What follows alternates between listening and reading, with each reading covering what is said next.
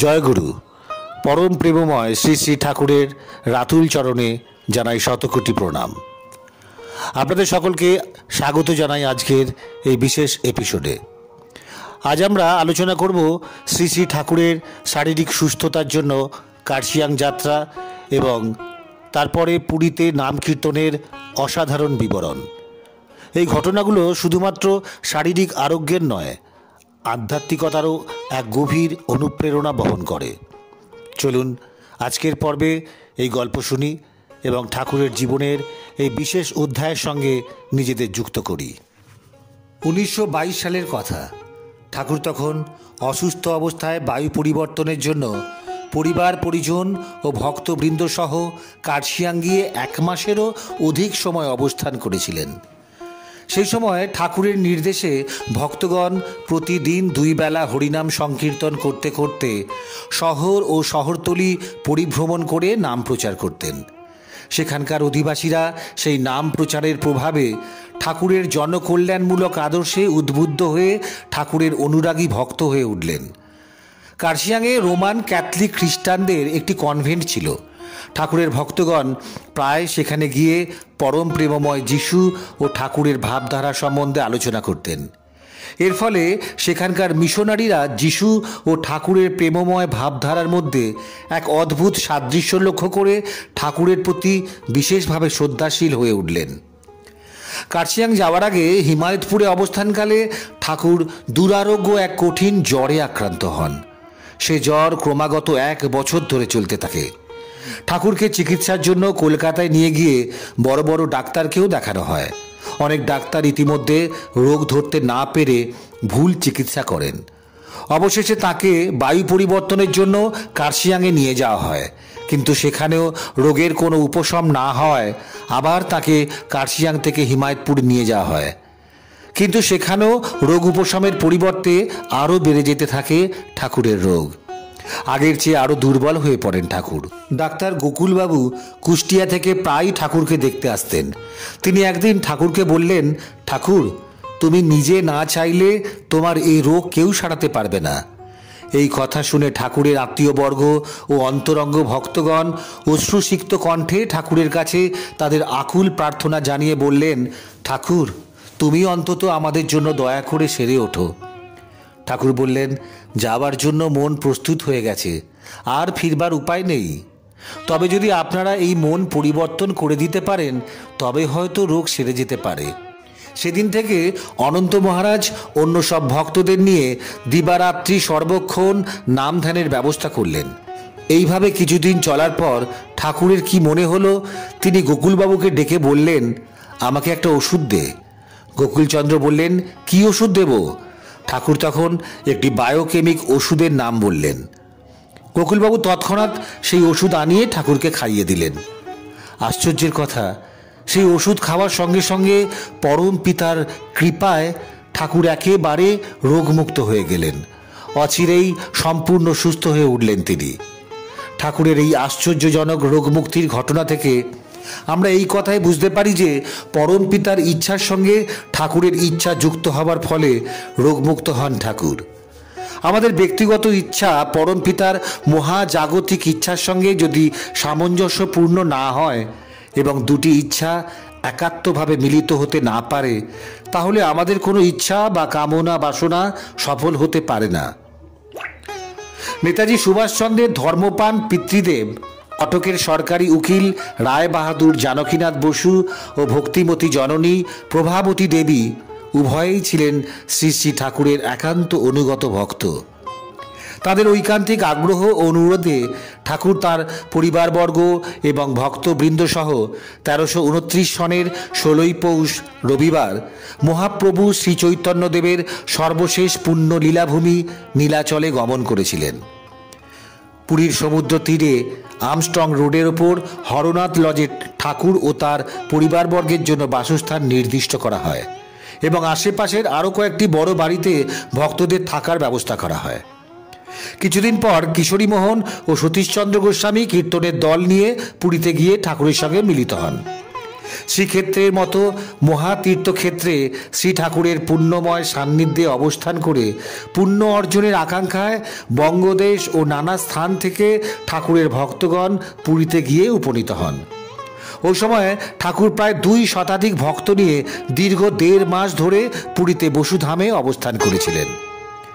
এতদিন ধরে শ্রী ঠাকুর ও তাঁর পরিবারবর্গের যথোচিত সেবা ও ভক্তদের প্রতিপালনের ব্যাপারে জানকীনাথ বসু সর্বক্ষণ দৃষ্টি রাখতেন।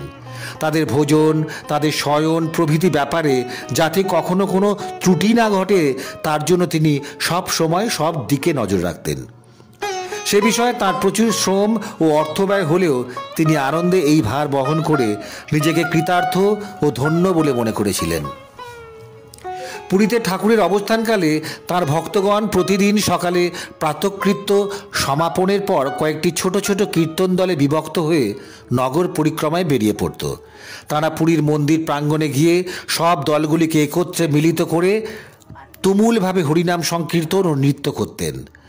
জগন্নাথ দর্শন করতে আসা অসংখ্য নরনারী ও মন্দিরের সেবকগণ সেই প্রাণ উন্মাদনাকারী কীর্তন দেখে মুগ্ধ হয়ে যেতেন। সঙ্গে সঙ্গে এক স্বতঃস্ফূর্ত ভক্তিরসে আপ্লুত হয়ে উঠত তাঁদের অন্তর। এইভাবে মধ্যাহ্নকাল পর্যন্ত কীর্তন ও নর্তনের পর ভক্তরা স্নানাহারের জন্য আপন আপন বাসায় চলে যেত।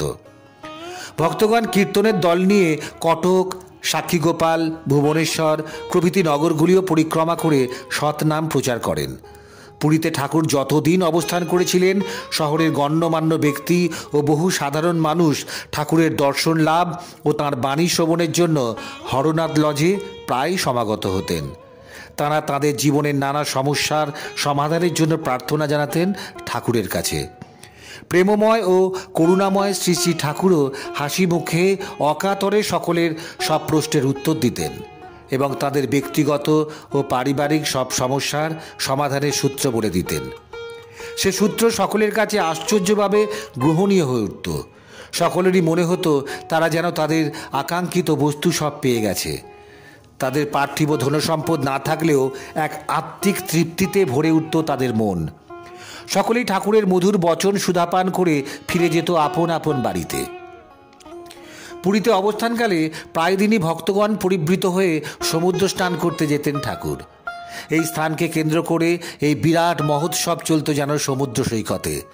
ঠাকুর সমুদ্র স্নানের জন্য সমুদ্র সৈকতে উপনীত হতেই চারদিক থেকে বহু বহু লোকের সমাগম হতো। তখন সমুদ্র সৈকতে ভক্তগণ খোল করতাল সহ হরিনাম সংকীর্তন শুরু করে দিতেন। তখন ঠাকুর স্নানের জন্য সমুদ্রে অবতরণ করে কীর্তনরত অবস্থায় ঢেউয়ের তালে তালে নৃত্য করতেন। তারপর অন্তরঙ্গ পার্শ্বদের সঙ্গে কীর্তনের জলক্রিয়ায় মত্ত হয়ে উঠতেন। সেই সঙ্গে কীর্তন, সমুদ্রের তরঙ্গের তালে তালে দোলন, হাস্যকৌতুক, পরস্পরের প্রতি জল সিঞ্চন প্রভৃতি অনুষ্ঠান চলতে থাকত। এই অনুষ্ঠানের মধ্যে দিয়ে ঠাকুর এই শিক্ষাই দিতে চাইতেন যে ধর্ম জীবন থেকে আলাদা নয়।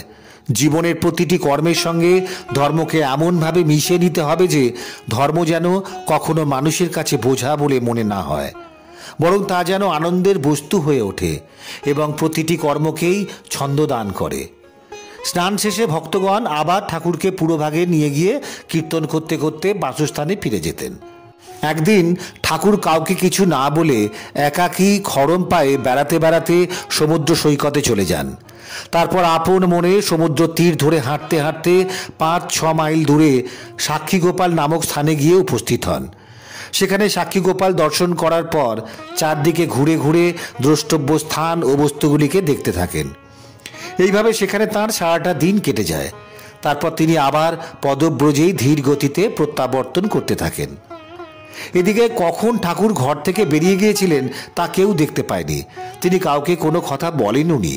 তাই বাড়িতে ও চারদিকে কোথাও তাকে দেখতে না পেয়ে বিশেষ উদ্বিগ্ন হয়ে পড়েন ভক্তরা। ঠাকুরের আত্মীয়বর্গরাও চিন্তিত হয়ে পড়েন।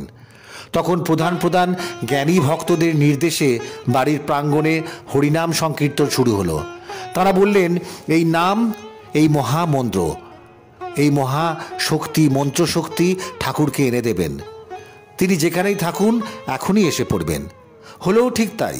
কিছুক্ষণ নাম গান চলার পর দেখা গেল ঠাকুর কোথা থেকে এসে বাড়ির উঠোনে এক পাশে একাকী দাঁড়িয়ে আছেন। হারানো ঠাকুরকে সহসা ফিরে পাওয়ায় এক মহা আনন্দের সাড়া পড়ে গেল বাড়িতে ও চারদিকে। অবশেষে ঠাকুরও আনন্দের সঙ্গে সেই কীর্তনে যোগ দিলেন। ঠাকুর একদিন জগন্নাথ দর্শন করতে গেলে পাণ্ডারা সম্ভ্রম ভরে ঠাকুরের বিগ্রহ দর্শনের ব্যবস্থা করে দিয়েছিলেন। অবশেষে ঠাকুর 1923 সালের 14ই ফেব্রুয়ারি পরিবার পরিজন ও শিষ্যবর্গকে নিয়ে স্বদেশ অভিমুখে যাত্রা করেন। শ্রী শ্রী ঠাকুরের কার্শিয়াং যাত্রা এবং তারপরে পুরীতে নাম কীর্তন আমাদের শিখিয়ে যায় যে শারীরিক ও মানসিক সুস্থতার জন্য পরিবেশ পরিবর্তন ও ভক্তির গুরুত্ব কতখানি। আমরা এই এপিসোড থেকে ঠাকুরের প্রতি তাঁর ভক্তদের ভালোবাসা ও ঠাকুরের অসীম করুণার স্পর্শ অনুভব করতে পারি। আপনাদের মতামত আমার জন্য খুবই মূল্যবান, তাই ভিডিওটি কেমন লাগলো তা অবশ্যই জানাবেন। আগামী এপিসোডে আবার দেখা হবে নতুন এক অনুপ্রেরণামূলক গল্প নিয়ে। ধন্যবাদ। জয় গুরু।